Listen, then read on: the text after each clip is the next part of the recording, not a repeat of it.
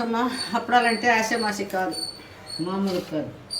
ఎందుకు చేస్తానంటే నన్ను గుర్తుంచుకుంటావని. లేకపోతే గుర్తుండదా నాకు?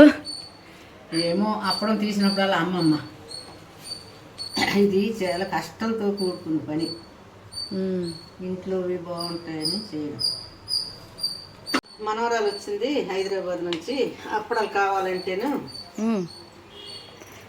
మినుములు ఇసిరి పప్పు చేసి దాన్ని మిల్లుకి ఇచ్చాం, పిండి మిల్లుకి. ఇదిగో తెచ్చాం.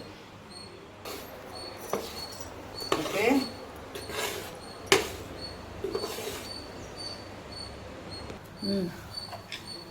దానికి తగినంత సాల్ట్ వేసామా. తర్వాత దీనికి అప్పడాల కారం అంటారు, ఇది మార్కెట్లో దొరుకుతుంది. సజ్జా కారం అని. అప్పడాలు మొత్తం కలిపిడం అయిపోయింది. ఇదిగో మా మనవరాలు అప్పడాలు కావాలన్నది కదా, వేడించింది కష్టపడి. భుజాలు పీకేస్తుంది, సేపట్లు కారుతాను. ఇక నాలుగు ఆయనకి వేడించమని చెప్తుంది. అది పడా ఇందాక మిక్సీ పట్టుకున్న ఇంక వేస్తాను. సేమ్ మిర్చి. అమ్మో, చేయి పట్టుకున్నావు. హింగ్ చేయడం నీకు నీ వంట అన్నామని ఇలా నీరు పోసుకొని. అయితే బాటిల్లోనే నీరు పోయాలి. బాటిల్లోనే కాదు, దేనిలోనైనా పోయచ్చు.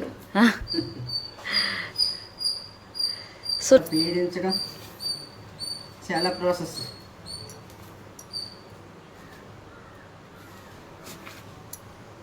చేతులు మంట, బేభత్సం. ఒకప్పుడు ఎంత బాగా చేసుకునే వాళ్ళం అమ్మమ్మ మనిద్దరం. కొద్దిగా నీరేసి అలా కలుపుతూ ఉండాలి. ఎక్కువైపోతే మరి పలసన అయిపోతుంది. పప్పు దంచాం, పప్పు మెల్లికిచ్చాం, మిరపకాయలు చూసి మిరపకాయలు తెచ్చి వేప కొట్టాం. ఒకటే ఆ నువ్వులు కూడా ఎప్పుడు అప్పుడే చేసాం కదమ్మా.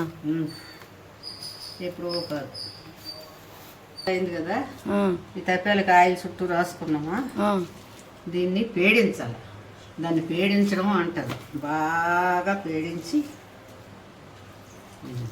ఇప్పుడు అది ముద్ద తయారైందమ్మమ్మ.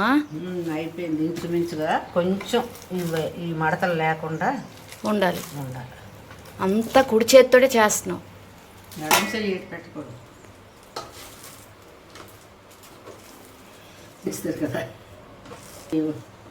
వంటలు తినాలని ఇలా కష్టపెట్టి చేయించుకుంటుంది మామూలుగా. నా కూతురు లేక ముర్రం అంటారు.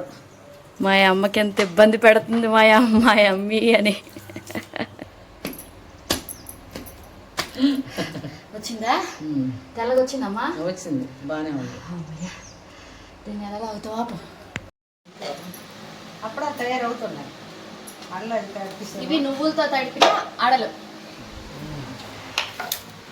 దీన్ని ఒక్కటిగా చేస్తున్నాం.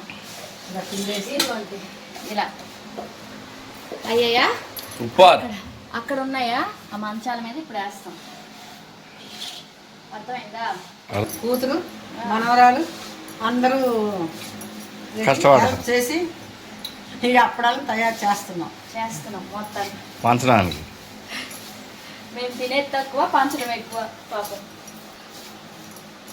చేసిన అప్పడాలని ఇలా మంచాలకు పరిచి దానిపైన బెడ్షీట్ వేసి చక్కగా వరుసలో వేస్తారనమాట ఎండలో. 2 hours కూడా అవసరం లేదు, 1 hour ఎండలో అవి గొడుగుల్లా లేస్తాయి. గొడుగుల్లా లేచేవి కొంచెం వాటిని ఒత్తి పెట్టి ఇలా ఉంచుకుంటాం అనమాట, స్టోర్ చేసుకుంటాం. ఈవినింగ్ దాని పొడి అంతా తీసేసి మంచిగా ఇలా దొంతర్లు పెట్టుకొని దానిపైన బరువు పెట్టి తర్వాత డబ్బాలో స్టోర్ చేసుకుంటాం. ఇది ఒక పూటలో అయిపోతుంది. ఒక 2 hours పిండి కలపడానికి, పేడించడానికి అయితే ఒక 2 hours ఆరడానికి, సజ్జు చేసుకోవడానికి అవుతుంది. మొత్తం కలిపి మాకు 200 అప్పడాలు అయ్యాయి. ఈవినింగ్ అయ్యేసరికి మా అమ్మమ్మకి పాపం అలసట వచ్చేసింది. నా కోసమే చేసింది. ఆరన్నంతో కానీ పప్పన్నంతో కానీ పక్కన నంచుకుంటే చాలా బాగుంటుంది. ఇది మినపగులతో చేస్తాం కాబట్టి శక్తిని కూడా ఇస్తాయి. అంతేనండి. వీడియో నచ్చితే లైక్ చేయండి.